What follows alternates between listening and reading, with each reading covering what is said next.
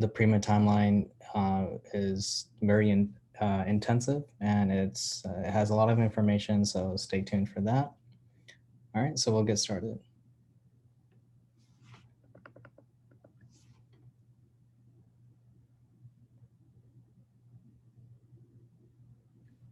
All right, so for this year's fundraising committee, we accepted 36 people, so congratulations if your name is on this list. Yeah, congrats. We're going to hold our first meeting next week, and we're all very excited to start working with y'all.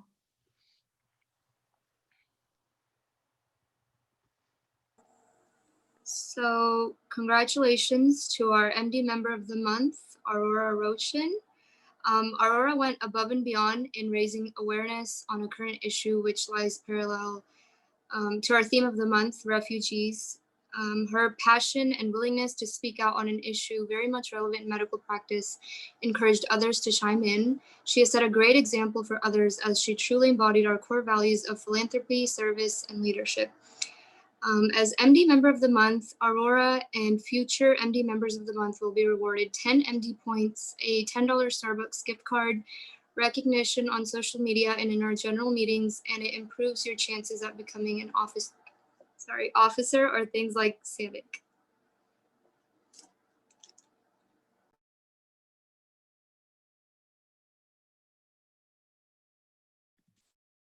Okay, so now we're gonna go over our volunteer opportunity for this month. Last month, we had the theme of the refugee crisis, and we're actually extending it to the month of October, just because we had to go through some hurdles with virtual volunteering. So yeah, we're really excited for this. All members who participate will be able to lead classes for refugees that are staying at the Mosaic Family Services Shelter. So this population encompasses a wide variety of people. So people staying here are, kids, adults, elderly, they're refugees, family violence and human trafficking survivors. So yeah, we're really excited. We're just gonna be leading classes, including topics like cooking, yoga, exercise, health. So these will just be, pretty easy and fun for you guys to teach.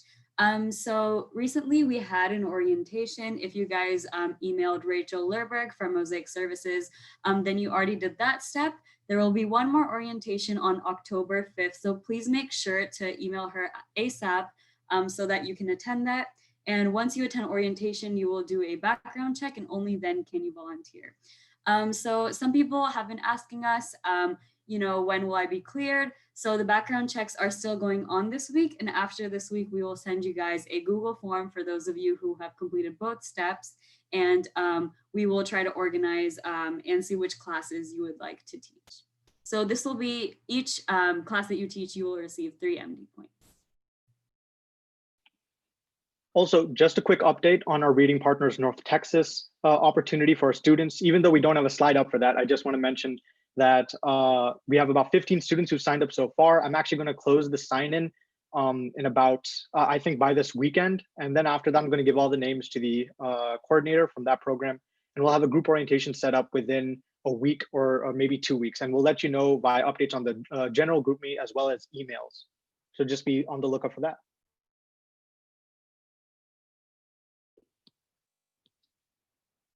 Okay, so regarding the mentor-mentee program, I just want to say thank you to everybody who already sent in their form for either mentor or mentee. We received a lot of mentee applications as well as mentors, but we are still looking for more mentors. So if you haven't already, make sure to send in your application. The links are provided right there on the screen. And I will be pairing the mentors and mentees next week starting October 5th. So if you haven't already and you want to get paired, the deadline to be paired will be October 4th, which is this Sunday. And if for some reason you can't meet that deadline, please let me know so we can work something out.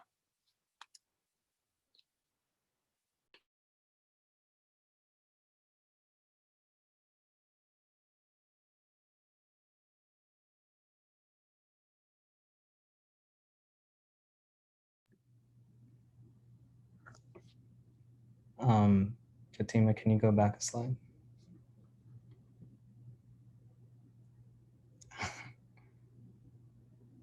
One more. Okay. So Nikhil isn't here today, but he is in charge of a new program that we have started this year called Today in Scientific Discovery. And we have our first meeting coming up soon in about 2 weeks on October 14th, at the same time as today, 6 p.m. to 7 p.m. And the registration or RSVPs over there it'll be sent in our email on the PowerPoint as well as the link tree. So we have two guest speakers. We have the Sayala Upasham, MS, and the undergrad student Serena Batsvale. So they'll be discussing their lab, which is biomedical micro devices and nanotechnology lab here at UT Dallas. So Louis, Nikhil kind of mentioned this last meeting. It's more of an informational it's an educational, informational kind of presentation. It's not necessarily a interest session. So please make sure to join us at that date and to learn all about their lab.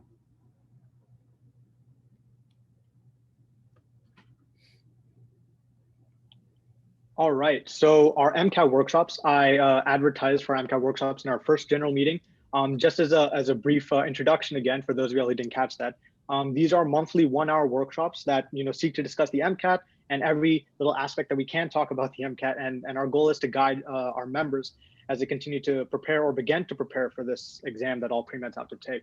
Our first MCAT session or MCAT workshop will actually be held over Zoom on October 10th, which is this next Saturday at 2 p.m. We have, I'll send out the link for that Zoom on the general group me and also on email if I can, but much closer to that date as well. And then after that, really we're going to be talking about the structure, the format, and any of the basic questions that you have. Towards the end, we'll actually discuss that. And then we have an interest form that's linked right here. Go ahead and click that interest form if you haven't already and fill out all the information. Just basically ask you what are your recommendations or what are some topics that you want to talk about during this MCAT workshop. I also have a QR code linked over there as well. So yeah, we already have 40 students who've signed up and I'd like to see a little bit more. That'd be awesome. All right, so before we get into the main bulk of this meeting, I wanted to quickly remind you guys that I forgot to mention in the beginning that this meeting will be live via Zoom. And obviously you guys are in here, so you guys came to the right place. And of course, those of you on YouTube are also in the right place. A recording of this will be posted on our YouTube right after if you want to look at it later on at these slides or updates and the advice that we're giving. And of course, you can ask questions whenever you want using this chat, preferably this chat. But if you're on YouTube, obviously you can use the YouTube chat as well. And then GroupMe will probably get a delayed response, but you can ask there as well. And another quick PSA is there is a pre-held seminar right after this from 7 to 9 p.m. Hosted by Society for Chronic Pain and Multiple Sclerosis. And it's basically a pre-health information session. It covers all general pre-health topics, not just specific to pre-med. So I highly recommend you guys join that right after this meeting. And yeah, so we'll get into the actual theme of this meeting, which is the timeline. Fatima, can you actually go back a slide?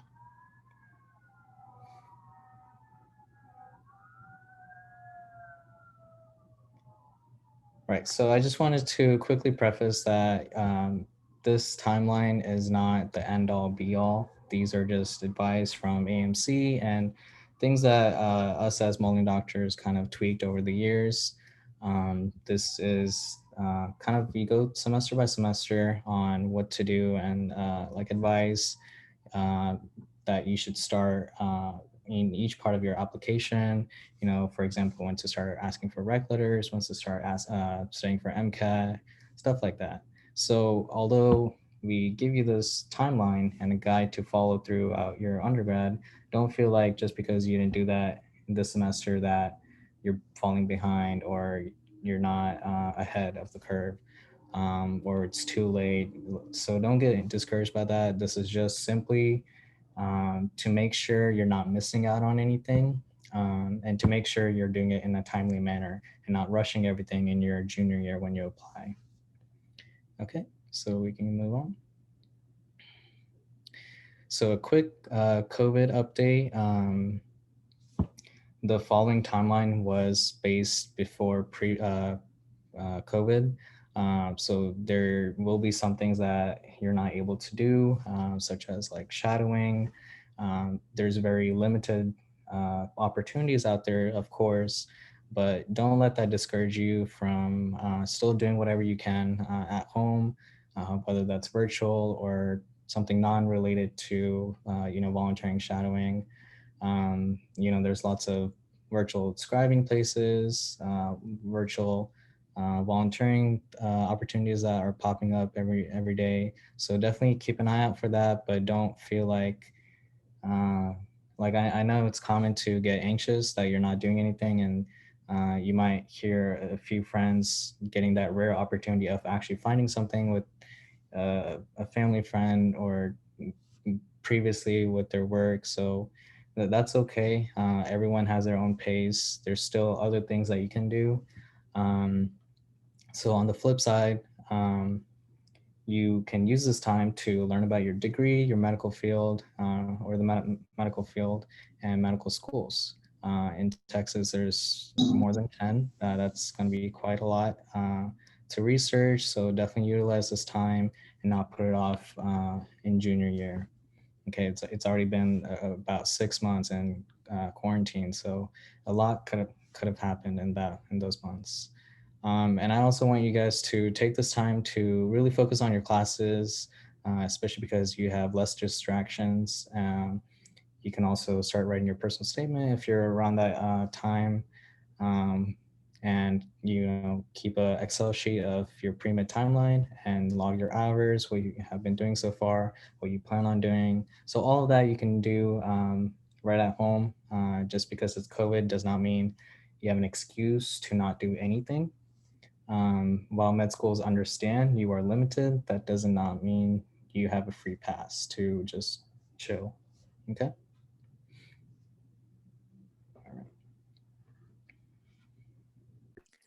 Okay, so let's start with freshman year, fall, and spring semesters. So the first thing you should definitely do is meet your academic advisor. I remember my freshman year, I met with her and just laid out a degree plan.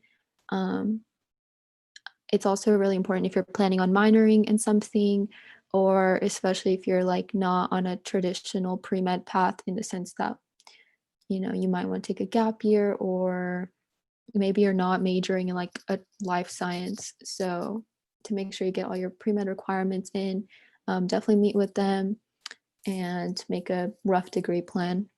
Also use HPAC. They are like the experts on every pre-med question you have. They have like drop-in hours and stuff, so you can just go during those hours, and there will be people there to answer your questions. Number 2 would be to befriend a pre-med upperclassman. This can be through the Molding Doctors Mentorship Program, but it can honestly be any upperclassman who has already been through what you're going through right now. And if you trust them, then I'm sure they can give you great advice. Number 3 is research. So definitely keep a good relationship with your professors, ask around and see what you can find. This is extremely hard with COVID right now, because I think they have cut down all undergrad research to like 25%, and they're not taking anyone new. Some alternatives to that would be you could join a journal club perhaps, or maybe attend some research seminars, such as the one we talked about earlier, just to kind of get your foot in the door. Number 4 would be to try your best not to crush your GPA.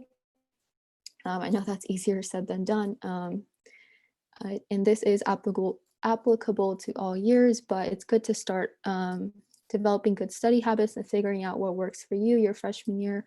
Obviously though, if you are having a rough time with their GPA, don't feel totally discouraged. Med schools do appreciate like an upward trend.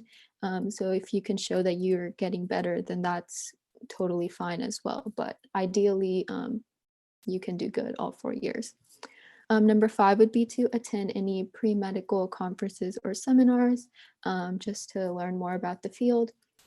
Number 6 would be to keep an eye out on any upcoming internships / leadership opportunities. In terms of leadership, don't be scared to apply to things just because you're a freshman. I mean, the worst thing that can happen is that, you don't get it, but, it's very possible you could get the leadership opportunity. So just apply. Internship and job-wise, I know that there's a healthcare career fair happening, I think next week. I'm not completely sure on the details, but you can look into that. I also think the freshman year is a good year to start being a medical scribe if you're into that, just because generally your classes are a bit easier and it can be easier to deal with the job at the same time, keep up with your academics. But I mean, everyone's different, but it definitely worked for me doing it freshman year. Number 7 would be to make an Excel sheet where you log down everything that you do. So I have one, I made one as soon as I got to college. I basically put the date of whatever I did, how many hours, the name of the event, and what I learned from it, and any meaningful connections I made with professionals. So it's a good thing to have when you're applying for med school because there's no way you're going to remember stuff from 3 years ago. So yeah.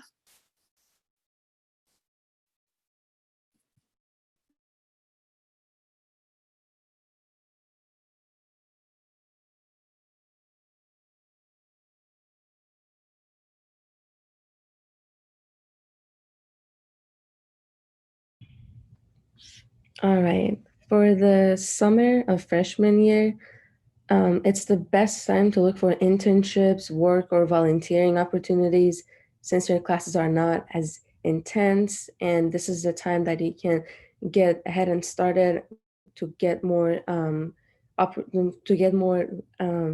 my God, to get prepared and learn and add on to your resume to be ready for medical school and for your harder classes. Let's see, find better internships, so you can look for LinkedIn or Handshake. If you look specific words or you follow specific links, it gives you suggestions automatically. So you can look into that. In the summer, you can see if you can take summer classes as for your degree plan so that you can get ahead. And since your classes are not intense, and if you're not doing something in the summer, maybe due to COVID or anything, you don't have anything planned, this would be a good idea to just get easy classes out of the way, and then you can focus on your more advanced classes. And the third one is going to be to get started on finding a shadowing opportunity. I know it sounds easy. You're probably going to think I'm going to call some doctors and one of them at least is going to let me in. Believe me, it's a lot harder than that. You need a lot of networking and know the doctor personally or through someone. And especially with this COVID-19, it's a lot harder to find a shadowing opportunity. So I recommend you to get as much experience as you can and start building your resume stronger and stronger every day. As Sri said, it's better just because it's COVID, don't use it as an excuse. Try to get things added to your resume. Now you have the time, you have the chance. And later on, use that resume and send it to doctors, to clinics, and see and let them know that you understand that COVID is happening, but whenever they have an opening, let them know that you're available and you're looking forward to work with them and learn from them.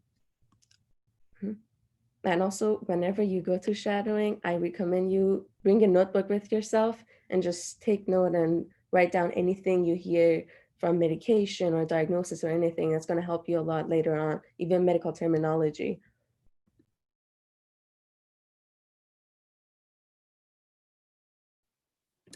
So for sophomore year, there are a few things that you need to be focusing on.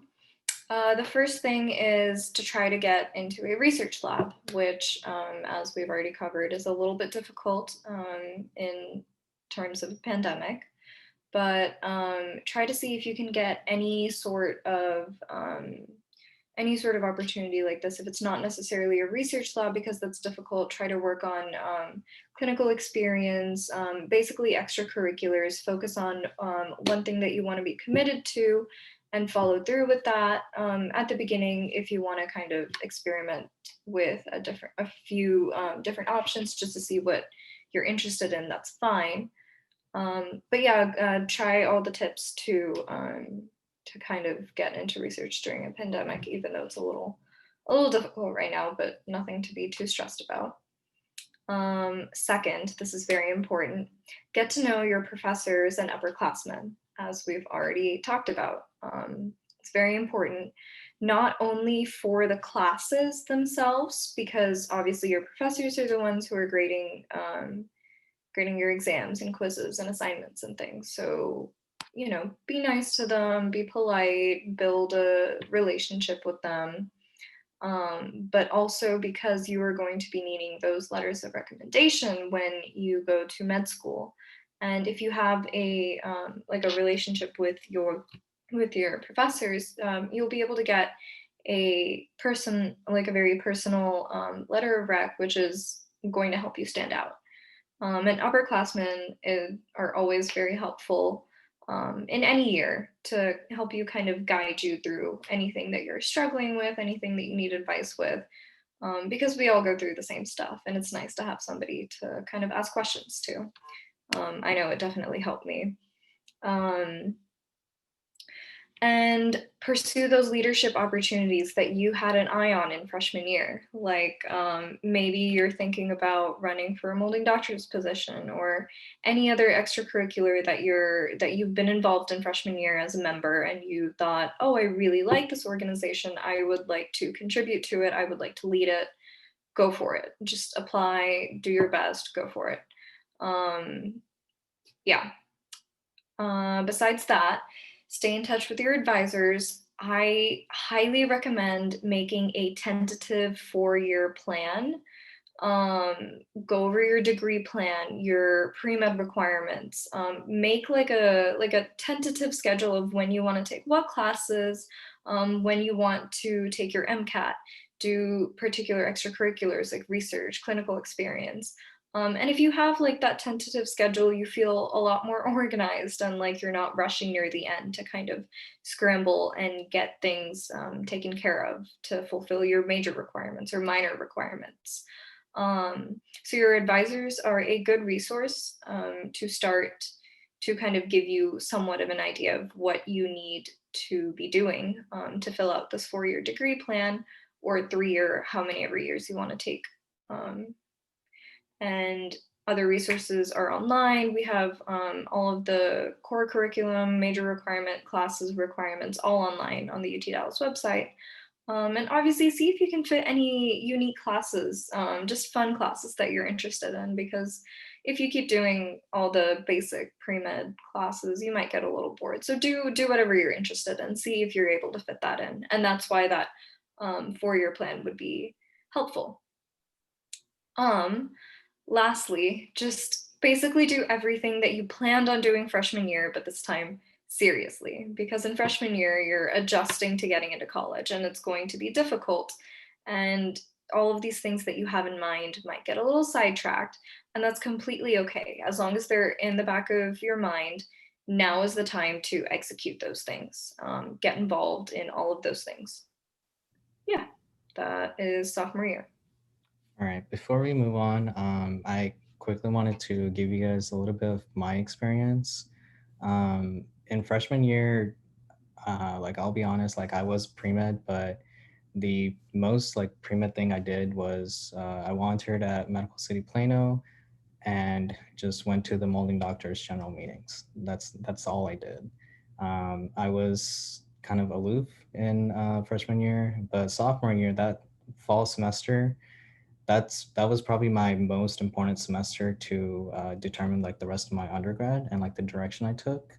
Um, I took freshman summer to like take a hard look at what I'm doing, and I realized I need to like get it together. And like I talked to so many underclassmen, or sorry, upperclassmen, and most of those upperclassmen I found through like tutoring, like peer tutoring, PLTL, of course, Molding Doctors mentor program, um, and then like TAs, of course. So I asked a lot of questions in my fall semester of sophomore year, and I was able to like I guess somewhat catch up, and I was able to still go for those leadership opportunities in sophomore year.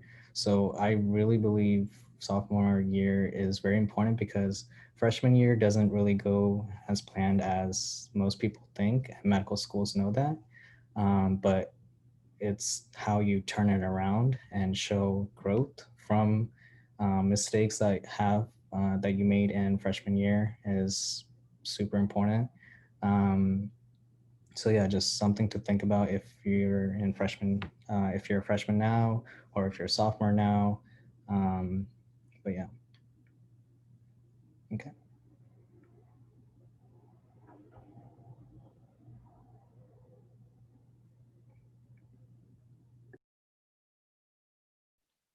All right. So sophomore year, during your summer, actually, it's more or less the same thing. Continue expanding your internship, your research, and your volunteer experiences.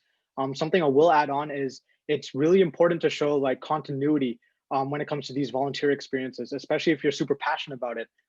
So like if you find an organization that you really, really enjoy volunteering at, or doing your internship at or research at, continue that for a year, 2 years, 3 years, or more. It definitely looks really, really good on your application. It actually gives you a lot more to talk about when you actually do have like those interviews and everything. The second thing is start thinking and preparing for your MCAT.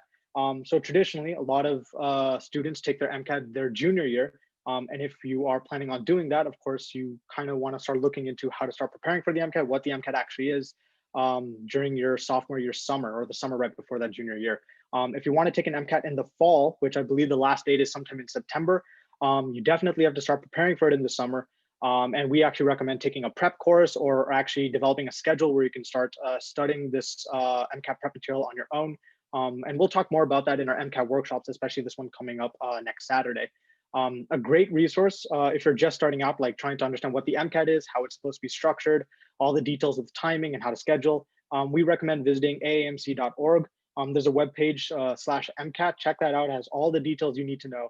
It's super important that you get familiar with that at the start of this whole MCAT preparation process, so that you actually know what's to come when you actually do take your MCAT, or as you're preparing. And they also have great resources when it comes to scheduling and choosing resources or preparation resources. Also, visit amc.org/student/applying and learn about the fee assistance program. The MCAT is kind of expensive. It's kind of pricey. It's around $320-ish. I don't know if that's changed. But the fee assistance program, that's something you might want to look into or consider. And it definitely helps with managing those fees. Lastly, summer classes. During your sophomore year, if you want, you can take summer classes. We actually recommend that just to stay on top of your degree. Also, I do know a lot of students have this question whether they have to take Biochem 1 right before prepping for their MCAT or not. That is entirely up to you. It really depends on your schedule. If you want to take it in the fall, then yeah, definitely you can take a biochem course over the summer, and you can self-study or take a prep course at the same time, so that you can learn biochem, I guess, together over the summer like that. If you plan on taking a gap year, of course, your MCAT dates could be pushed further back. So it really does depend on your specific situation, and we'll definitely talk more about that in our MCAT workshops. But definitely summer classes might be something you want to look into if you just want to keep up with your degree, or even just do biochem 1 a little bit earlier, just so you can stay ahead of the curve.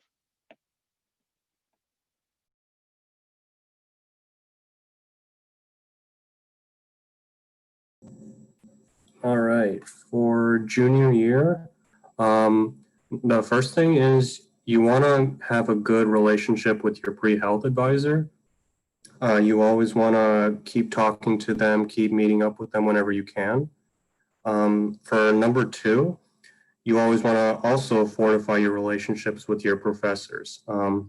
This is for rec letter purposes and just to get to know your professors so that way they can write you a strong recommendation letter. Number 3 on the list is you want to have a good, clear understanding of what you want to do, your degree plan, how you finish the rest of your degree off, any pre-med requirements that you may have missed or that you intend on taking. Me personally, I'm still taking my pre-med requirements, but I'm also looking into maybe taking upper level courses and things like that. Number 4 on this list, this is really flexible and up to you, but typically HPAC advisors or any friends that I've talked to, they recommend taking the MCAT this year, preferably early in the fall or maybe early in the spring, preferably January, just so that your application process will kind of fall in line during the summer. So you really want to take the MCAT early so that way you can get your scores and maybe if you want to take it again or maybe not. But yeah, you want to take your MCAT early fall or early spring, or if not, you should really just take it whenever you're ready. The priority is to get a good score on your MCAT because it's really important, but also because it's more or less your ticket into med school. So you really want to prepare, focus, study hard, and just take it whenever you can and whenever you feel comfortable. Number 5 on the list is this is more or less, you can do this every year, but you want to learn more about the medical schools you want to attend to. So if you want to attend UT Southwestern, maybe learn a little bit more about, the MCAT score requirements, maybe the GPA they're looking for, but also maybe look around if you have any friends who can give you a little insight on what med schools are looking for in an applicant, et cetera, et cetera. Number 6 on this list is you really want to familiarize yourself with AMCAS and Texas Med and dental school application services because this is your application process. These are the sites that you're going to go to for applying, sending your application, your rec letters, et cetera, et cetera. And you also want to kind of piggybacking on number 5, you really want to know what the schools are looking for. And the only way to do that is to visit these sites and familiarize yourself with it. Number 7, these are more or less programs that UTD offers, as well as Molding Doctors. Apps 101 is a program Molding Doctors provides. This is a program in which we offer to incoming applicants for the 2021 applicants. And this kind of gives you a little insight and also a little bit of help on how to write a personal statement. What are your strengths and weaknesses? How can we tighten your strengths and maybe strengthen your weaknesses? What could you possibly do more of? Or what could you talk about more? Kind of just bolstering your application process and thus making you a standout candidate. And then lastly, number 8, this is just to kind of piggyback off of number 2. The reason why you have these relationships with your professors is because you need recommendation letters for any and all applications you send. And how you get these recommendation letters is you build relationships with your professors, you become friends with them, and how you do that is you go to office hours or you show engagement in class or just trying to get to know the professor in any way you can. And if you get to know them, they'll most likely get to know you and be able to write a very strong letter of recommendation that'll, again, bolster your application and thus making you this standout candidate. And now we'll move on to junior year summer.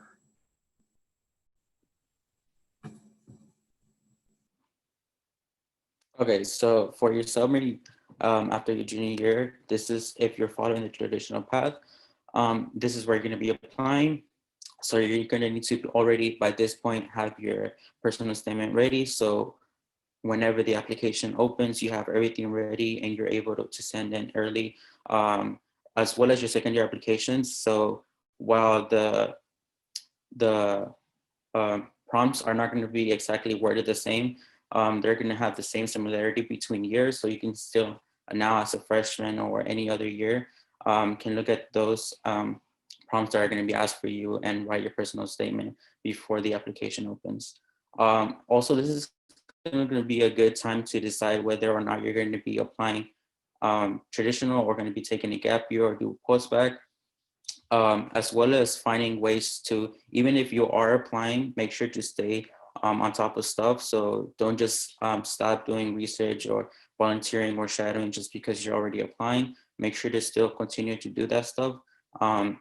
Also, if you haven't already, make sure to take your summer courses to get a, for example, this summer after my junior year, I took my government and history credits at a community college. So yeah, that's, if you need to do that, you can do that as well. Yeah, and for gap years, we're going to be talking a little bit more about that in a few slides.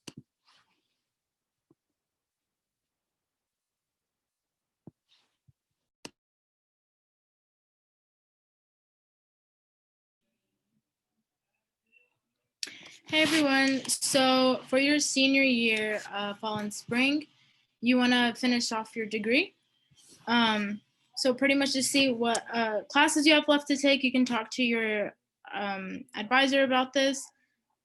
Second, familiarize yourself with the application and acceptance protocols. So if you go to the AAMC website, you can find out all the information that you need, especially with what you need attached to your application, such as like recommendation letters, like the way the hours are split up, and just how the timeline works. There's a bunch of things that you need to add onto your application. So going on the AAMC website, you can figure out how it's all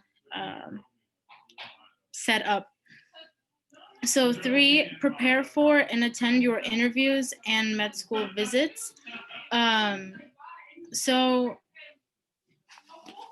during your senior year, let's say like you applied your junior year, this is the year where people will have their interviews and they do prepare for it. And then you can also talk to your professors if you have to be out of town for like a week or something to visit a school. A lot of people, they like to put schools like close together, like in terms of like interviews. So let's say like I'm in Houston, I can have my interview that's in McGovern and my UTMB as well in the same week or something like that. A lot of people tend to do that. And number 4, make your interim and final decisions. So whenever people, they match into schools, sometimes it comes down to the area or even the financial costs of that school. So this is where people really outweigh the pros and cons to see what school they want to decide to accept. Number 5, take care of the financial aid stuff. So going into medical school is obviously not the cheapest. So it's good to sit there and just plan out how you're going to handle the finances. And you could also apply for financial aid to see if they will give you any grants or if you have to take out loans. There's, it's really good to plan out ahead, like the next 4 years of your life, to see how you're going to handle the costs of medical school. And number 6 is graduate. So after you're done, you're off to another school. By the way, so there are some seniors that apply for medical school during their senior year, so they would also have a gap year. So the same stuff the same stuff that D-Ridge was talking about for junior year is going to follow senior year as well. So the same, everything's the same, the application's the same. So you're just going to be pushing your application just, another year. So yeah. And then, sorry, there's a lag. All right, so we're going to talk about gap years now. Before, yeah, okay, I'll just talk about gap years. So Fatima was talking about, a lot of seniors decide to take gap years, and their senior year becomes their junior year, where they do the whole application cycle during their senior year, going through HPE, asking for recommendation letters. They're still graduating, but they're going through the interview season after they graduate. Okay, so gap years are very or more and more popular. I think majority of our the senior officers are taking gap years. So in recent years, it's more popular than the traditional route. Um, I guess you can consider gap years non-traditional, and most people just take one gap year. Um, and yeah, so to clarify what a gap year is, it's usually after you graduate. Most people take 1 year off before they start medical school. Okay. Um, Now there's another thing called being a super senior, which is completing your undergrad in 5 years instead of 4 years. Okay.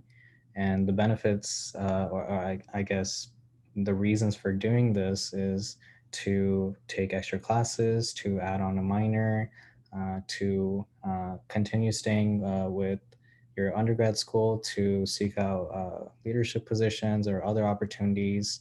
If you just want to take a lighter load in your, I guess, super senior um, year while you work or get shadowing opportunities, whatever it is.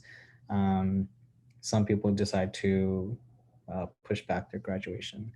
And sometimes it could be 4.5 years, sometimes it could be 5 years.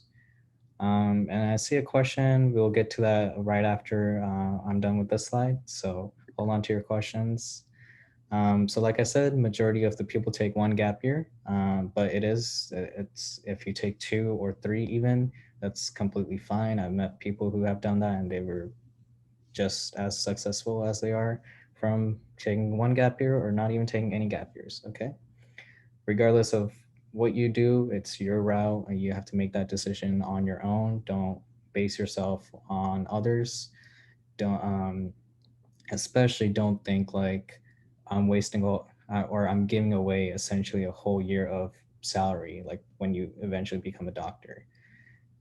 Like technically that might be true in theory, but you're taking that 1 year to grow as a medical school applicant, as a person. That 1 year can make the the difference between medical not getting into medical school and having a 50-year career. So don't let anyone convince you otherwise, that it's a waste of time. Like your parents or your friends or people that don't really know what the field is. Don't get discouraged. It's what you need to do. Um, so yeah, it's like I said, it's more common than the traditional route. But that being said, make sure it is productive. A gap year does not mean you just get to like chill and just watch Netflix for a whole year. Just because you've been in school for like 16 years, that's not a good enough reason. If that is your reason, you are actually hurting your chances of getting into medical school. Um, Sometimes people uh, have to take a gap year because they didn't get into medical school when they first applied. So they are using a gap year to strengthen their application when they reapply to make sure they really get in this time. And if you are a reapplicant, you really want to showcase that you took your gap year seriously, that you learned, and fix your mistakes from your first try, and that will really become apparent in your interviews. So a lot of people also do post-bac, which is like post your degree, your undergrad degree. And you could do it at UTD, you could do it at community college or a completely other university. It doesn't matter where you do it. You have a complete separate GPA from your undergrad GPA and your graduate GPA. You can do uh, a second degree seeking, or you could do a non-second degree seeking, and that's called do it yourself or DIY. Um, and the reason why people do post-bac is to well, for many of the reasons, but some of the reasons are to retake some of those classes, such as like Gen Chem, OChem, and a lot of people use this option as when, you know, they spent 10 years in their first career, such as like students or teachers, and I've even heard stories of a truck driver being a truck driver and then decided to apply to medical school. And so these like post-bac is what they would do to take those science classes so they can get used to or they can still showcase medical schools. Hey, it's been some time. I've taken classes at undergrad, but I'm retaking these classes. And it doesn't necessarily have to be a whole degree. It could be 1 year, it could be 2 years. It doesn't matter. But yeah, that's an option. Other people, most likely, other people will also use this just to have another set of GPA, just to show medical schools if your undergrad GPA wasn't the strongest or you kind of faltered in your senior year, to showcase that you still are able to handle a rigorous course load. So some actual options you can do during your gap year is obviously work. This is obviously a very popular option because it helps, you know, to save up for graduate school or medical school. And the three most popular jobs are, you know, being a scribe, EMT/paramedic, and then of course being a medical assistant. This way you get, obviously you get paid, but you also get a lot of patient care hours, which really bodes well during your interviews. Of course, people also can get into research if they're kind of unsure about medical school, if they want to do an MD PhD program. Typically, the ones that do research do like a 1 to 2 year like program and that they work in a lab, and that really bodes well for their MD PhD application. Of course, you can also do a master's. Usually, master's about 1 to 2 years.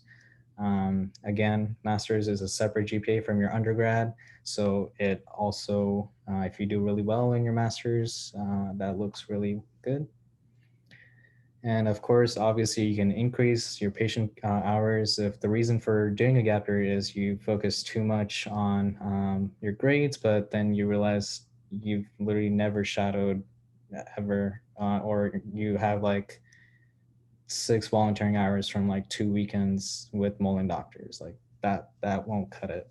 So you might want to consider taking a gap year to get those experience, because really, like, yeah, you want to prove to medical school that this is the field you want to be, but you also have to uh, convince yourself and make sure you're certain, instead of just idealizing it. So yeah, and of course there's internship programs, study abroad programs, um, obviously mission trips that you can do, medical mission trips in other countries. And of course you can also travel. It's less common traveling. And when I mean travel, I don't mean a whole semester or like whole like half year. I mean like a couple weeks or maybe like 1 to 2 weeks, because you still want to use that gap year to recharge and refresh your mind before you get into medical school. And being open and honest about why you're taking a gap year is very important. Don't shy away from it. Be very uh, open with your interviewers when they ask you. It's okay if you made mistakes in your undergrad, as long as you're working towards a more productive outcome. That really bodes well. Um, Before we get into, or before we wrap this up, I wanted to get a little bit more thoughts on the sophomore summer slide. So Fatima, if you want to get back to that.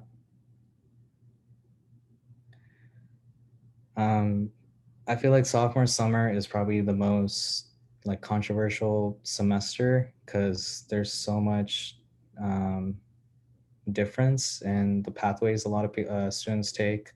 Like Kevin kind of hit the nail on most things, but I just want to reiterate when I had to make decisions in this semester, I this was probably the semester I made a lot of decisions because I was like stuck between Kaplan and Princeton, and I was like, should I do biochem while taking a prep course? Should I self study?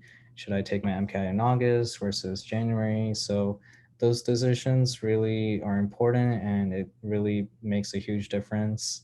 And at the time, obviously, if I were to go back, I would have done things differently. But you kind of just have to hope that you're making the right decision and that you truly know yourself.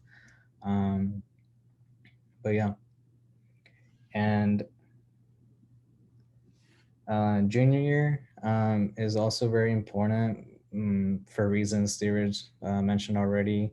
But whether it's junior year or senior year that you're applying, that whole year gets very chaotic. Like you have to, especially if you haven't taken your MCAT either, you have to study for your MCAT. You have to attend HPAC meetings, one-on-one, the orientation. You have all these deadlines with the HPE, with essays, rec letters. You have to reach out to professors. Some of these professors you might not even have been in contact for a while. Um, of course, you also have your classes and any extracurriculars you're involved in, leadership opportunities you're involved in, if you have work, and of course also like having a life. So it gets very intense, whether you go through that in your junior year or your senior year. And those years are typically, if you're doing a standard like science major, those years are typically when you have your harder classes as well. So definitely make sure you are prepared for it and not saving everything that you have to do in that year. You want to slowly build up to it, especially like when I mean that is like make sure you have some volunteering and some part of your application done before you get to junior year. Because if you get to junior year and you haven't done shadowing or any volunteering at all, then you're probably looking at a gap year because you're not going to have enough time to do everything on top of everything that's already on the slide. So that's fine if you do end up in that position. You know, some people might not, they're still undecided if they want to do pre-med, um, or if they switched over from pre-PA or pre-dent to pre-med or vice versa. That's okay. Just be honest about your situation. I know as like pre-meds, like I feel like every one of us is a little bit slightly neurotic, some more than others, but that's fine.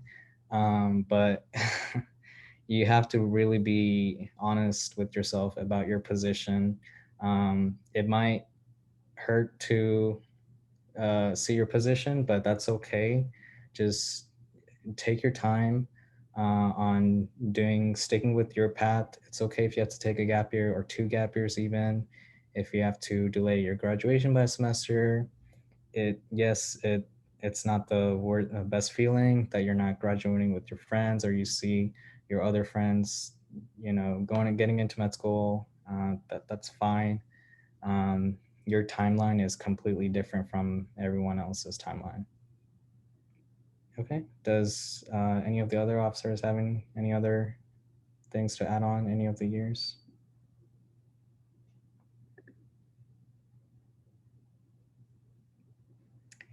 All right. So let's we'll get into some of the questions now. So the first question is, so the sign in is going to be at the very end of this meeting, which is in about 5 minutes. So we'll try to wrap this up. Okay, looks like Meha and Kevin are answering.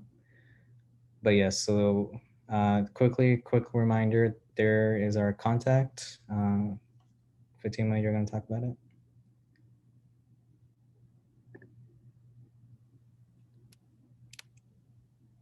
Okay, so all right.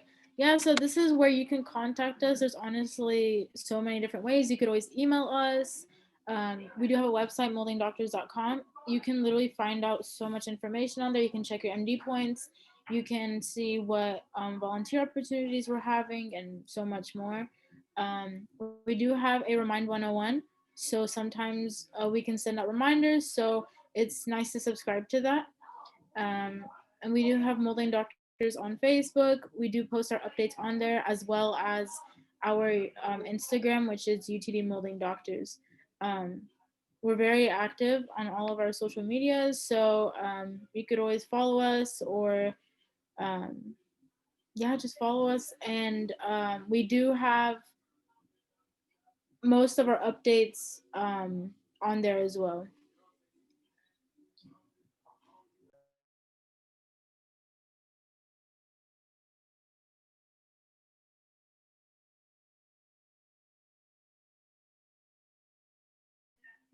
All right, guys. So that's the end of our meeting. If nobody has any more questions, don't forget to sign in. I do have the sign in link here, as well as the QR code if you want to scan that.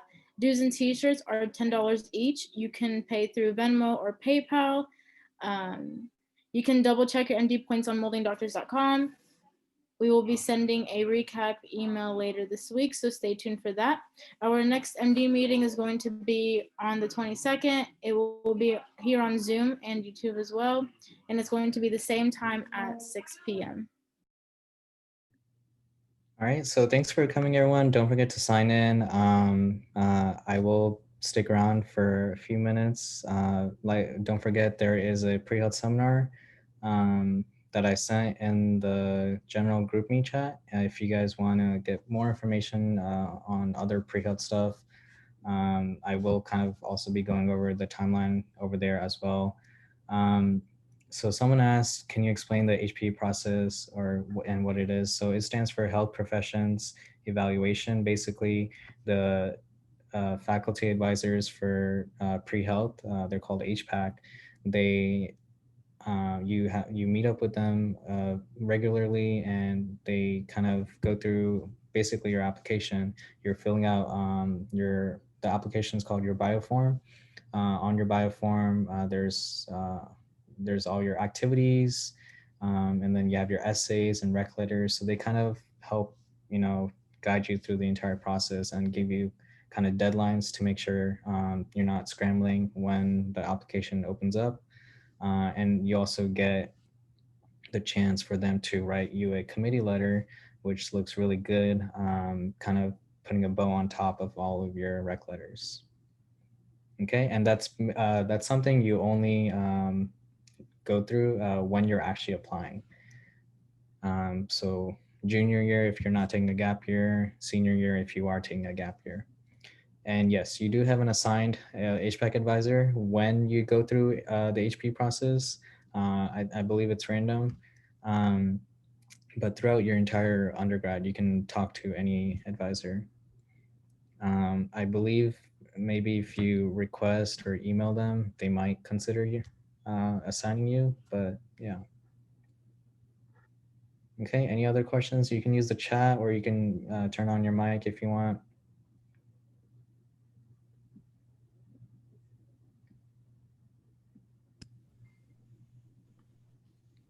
Well, I had a question about fast track. So like how would that fit into like gap years or anything like that. Right. By fast track, do you mean like JAMP or something else? Not like GEM, but like bachelor's and master's in 5 years.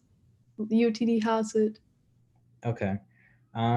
So I wouldn't know like the specific program details, but so I would contact like whoever's in charge of that. But regardless, most of the advice still should apply. Maybe the time is slightly adjusted. Um, so undergrad and master's is completed in 5 years. Is that what you said? Yeah. Okay. So I believe you still apply in junior year, but I feel like the fast track should have some kind of guideline. So you would just have to reach out to them. But majority of this advice is still the same. You just have to shift things around. Okay. Did you have any specific questions other than No. that? Okay. Okay.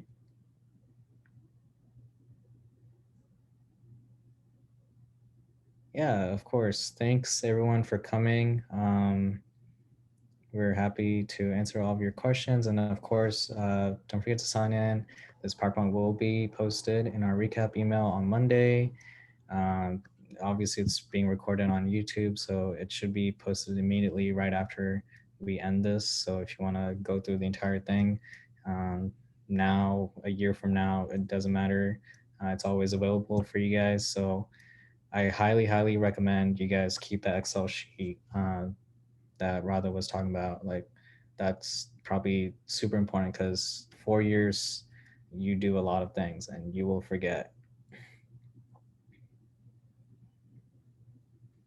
But yeah, thank you everyone for coming. If you are joining me in the seminar, I'll see you guys there. Officers, do you guys have anything else?